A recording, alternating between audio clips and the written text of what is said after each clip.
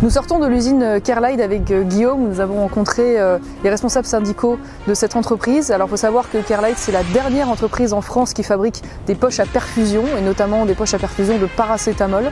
C'est un drame qui se noue d'ici quelques jours puisque cette entreprise est menacée de fermeture.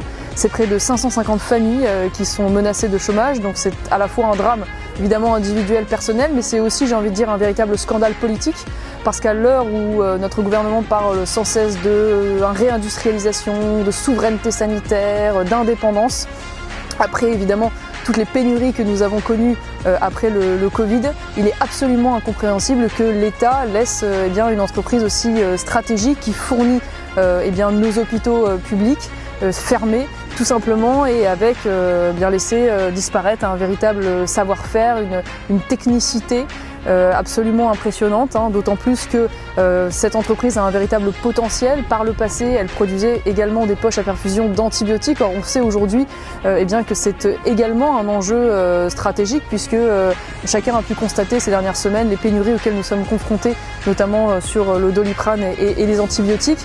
Donc c'est vrai que nous sommes là pour non seulement les soutenir, mais aussi se mobiliser, faire un maximum bien sûr de bruit pour non seulement que le gouvernement prenne enfin la mesure de la gravité de cette situation, mais apporte aussi des réponses politiques à court terme et à long terme.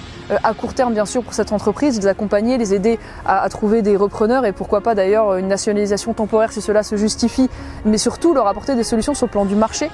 Faire en sorte que les commandes publiques leur permettent d'avoir un débouché plus important, faire en sorte que au niveau européen, enfin, Bruxelles accepte que l'on puisse prioritairement acheter des produits fabriqués en France, notamment sur ces secteurs stratégiques, pour évidemment leur permettre de tenir la concurrence avec d'autres entreprises qui ont la capacité de proposer des coûts parfois inférieurs.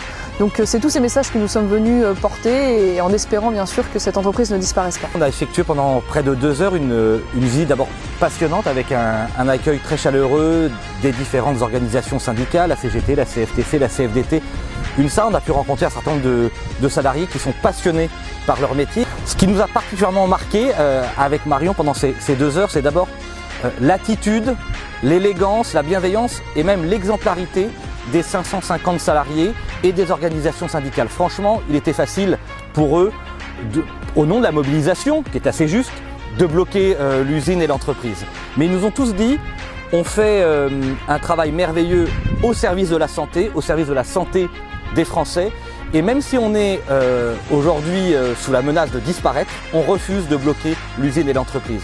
Et donc notre mobilisation, notre présence ici, c'est aussi un encouragement à cette exemplarité dans l'attitude et dans l'engagement.